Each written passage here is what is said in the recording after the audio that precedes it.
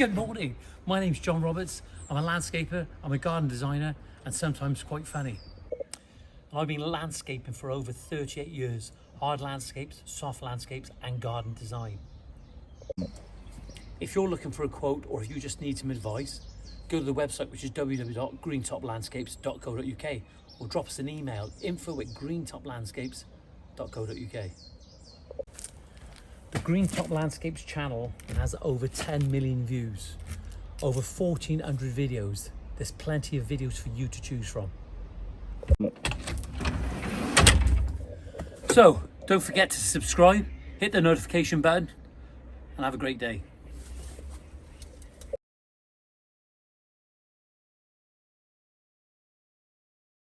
Are you going? Yeah, Yep, I know you're going. I'm I'm joking. going. Yeah, no, so what? I'm with Andrew now. Andrew, say good morning. Morning. Yeah. What we're doing? So we've laid this dry now, haven't we, Andy? Yep. Right. Now I just want to show. We've done it once, but we'll show you again. We pick it back up. It's been laid dry. We hold it up like that. Now just lay it down flat. Now we're laying it down flat. That's ready for the slurry now.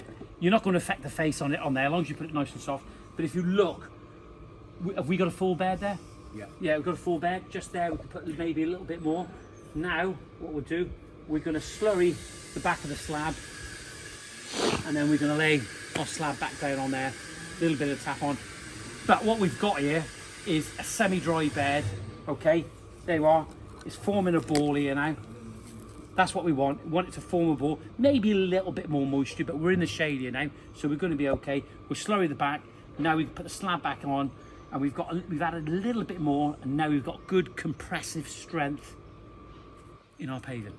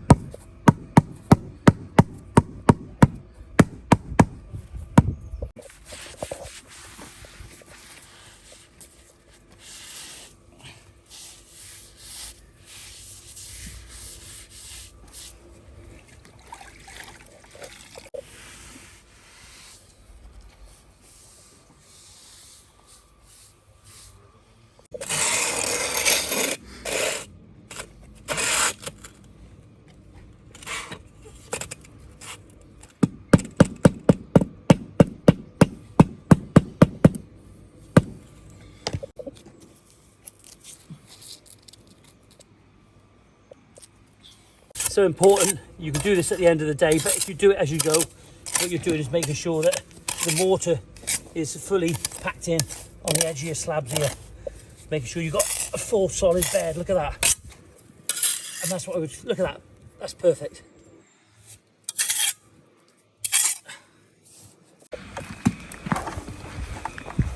Well, we've got this oak piece here now, and I'm just wondering whether I can do anything with it. It's a nice piece. I just hope that it's not rotten on the inside, but we can take this bark off now and see what it's like. And just so you know, we haven't taken this down. This is down. This has all been agreed by the local authorities, but let's have a look, see how it cuts up.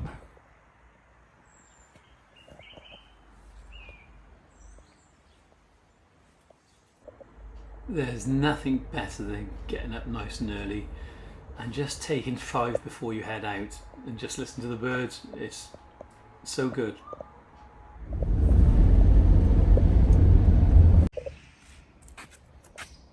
New transformer.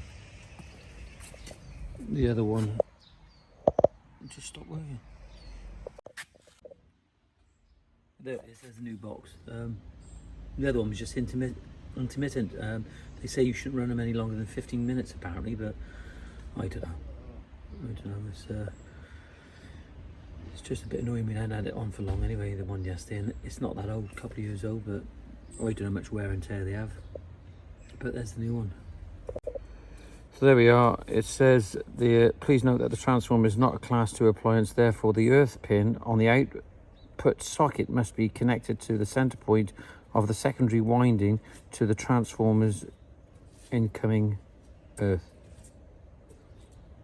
I don't know what that is. Well, this is what we got yesterday. We're going to put some little black edging bricks in there. On this side here, we'll continue the slab, but then the black bricks will go along here, along there. This is the path. I was hoping to get a little bit more done yesterday, but we had a problem with the transformer. We got enough sand to get halfway, so I better order some sand now. So this morning we got to get on with some cutting because the slabs have got to. We're taking 100 mil off one side. That's what the measurement we've got. 100 mil off one side to nothing on there, and then we'll be laying them all the way around. Well, right the way around here, and then, as I said before, along the building they go at a right angle. So there's our line. That's approximately 100 mil.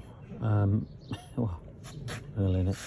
But what we're going to be doing, taking that piece off, and then that's going to give us our sweep round coming around on the patio, if you understand. So we're going to take this off now.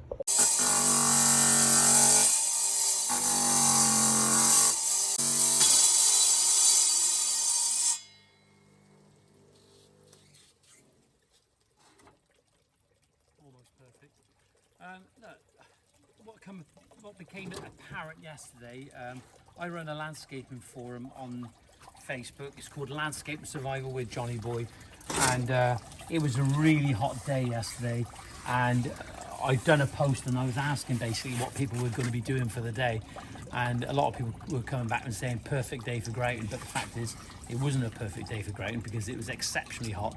We were hitting those high temperatures, 33 degrees. It was absolutely ridiculous to think that people were going to go out and started grouting, and I did send a couple of people some messages saying don't do it, it's not even worth the risk, you're best off just, as Nick Ainley in Bagshot, he's a landscaper, I just chatted to him just then, and he said they were best off just going cleaning the van for the day, doing something else, go and see another customer or getting on with something else. There was no way that you should be grouting on a day like that. So if you are thinking about grouting, you need to pick those days wisely, and they need to be cool days. And we find with this porcelain doesn't heat up so much, but with the black porcelain, I know for a fact that even with black porcelain on south facing gardens, they recommend expansion joints simply because the porcelain does really heat up. Black really conducts the heat, and it's amazing to think that there's people, and that's why there's so many problems out there with grouting, because they don't clean properly.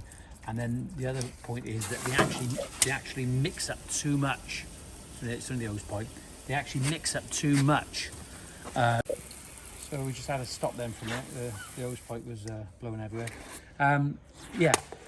So as I was saying, people are mixing probably too much product up, like grout, than what they can actually manage, and you shouldn't be doing that. You just need to mix up what you think. And if you've got like a 40 square metre, because I think a 40 square metre patio is about average in the country, just mix enough what you can manage. I'm not going to say mix up enough for 10 square metres or 5 square metres, just mix up enough that you can manage, but always be consistent with your mixing and get the proportions right. So it's such a shame when you spent all that money on a patio and then you ruin it, and you've done a fantastic job of getting it to that point ready for grouting, and then it gets ruined in grouting, and that's the biggest failure, is the grouting.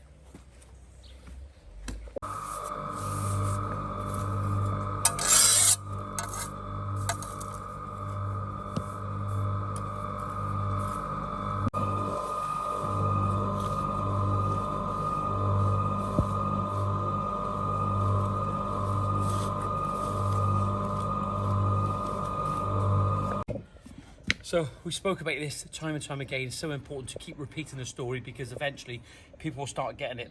What you need to do, okay, and this is in my opinion, just go online, check it out. And we spoke about it so many times, and it's obvious to some people, but it's not obvious to everyone. What you want to be able to do, your mortar, you should be able to form a ball like that. That's exactly how you want it, okay?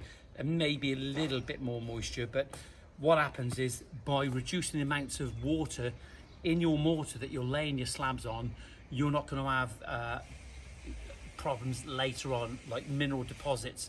And what happens is that when you get moisture in your mortar bed, if it's been mixed with too much water, you get a lot of voids, almost like an aero bar.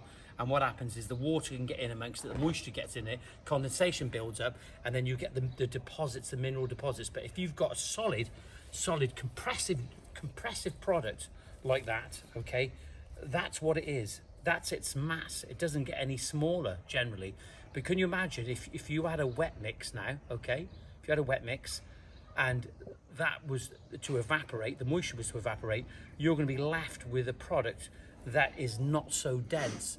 You got to think of your mortar almost being like a block paving brick. That block paving bricks are made with compressive strength, and that's what you want in your mortar. So important to remember. That's how you need it.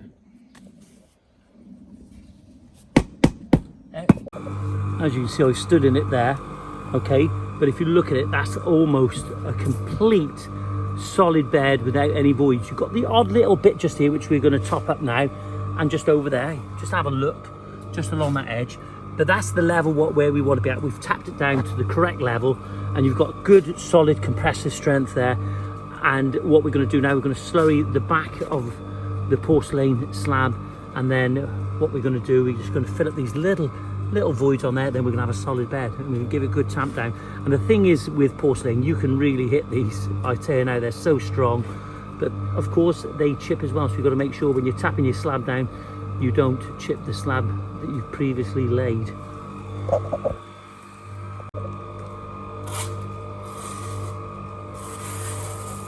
So now we're lining our slabs up,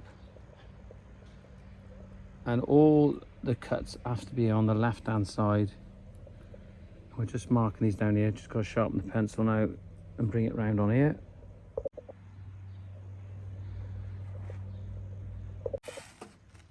So there we are, there's the path. You can see a nice curve on that. It's almost like those 10x5 curbs.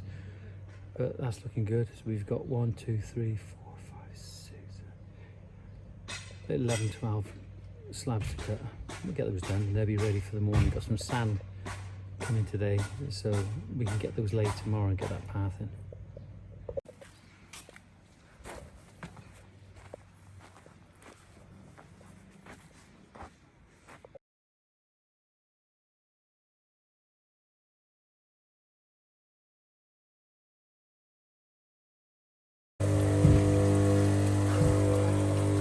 So we got a real good system going now. We've cut in one, that's the second one. That's the first one, and that's the third one. We'll sort it. Okay, well what I want to show you is this cut we've just done now, okay? And this cut was done starting from one side and pulling all the way through, and then I lost my nerve a little bit towards the edge, and when I got to the last 5 inches, I actually started coming down from the top instead of going all the way through.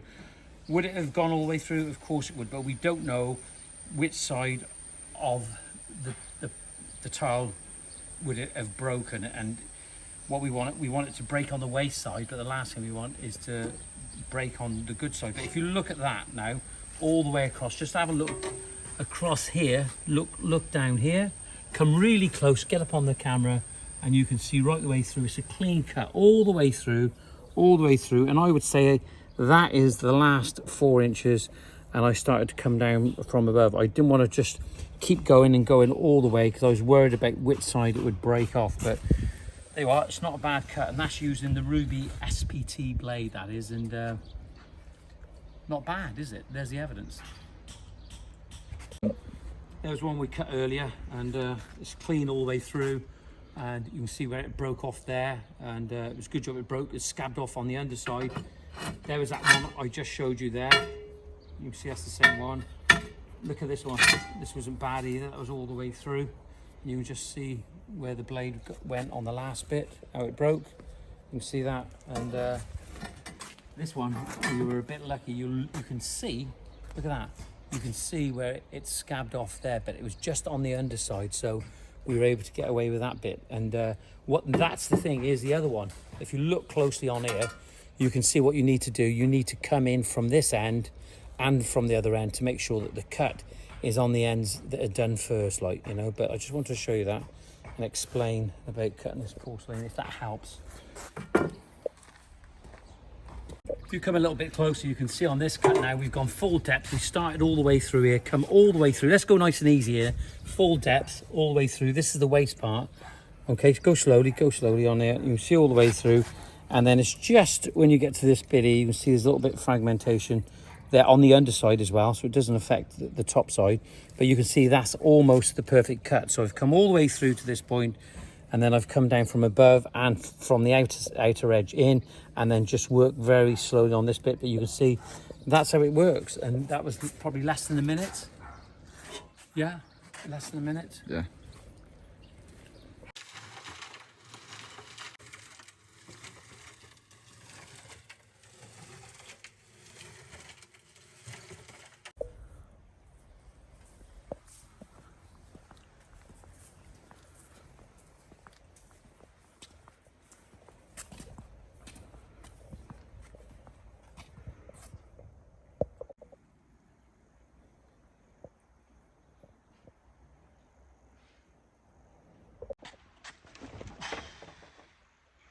I've had it now. So here we are. We've gone right down there. These are at a right angle to the summer room, the outbuilding, whatever you want to call it. And we're starting to get the second row in. But as we get the second row in, we have to cut it to the shape of the path that's meandering around. And takes a little bit of doing, but it can be done. It's feasible. So hopefully, maybe tomorrow we'll get this area finished. And then tomorrow, oh, not after, that's tomorrow. The next day, I'm tired now. So that's going to be our final bit. That bit over there, that meandering shape, that's where the step's going to be on that side. Weather permitting.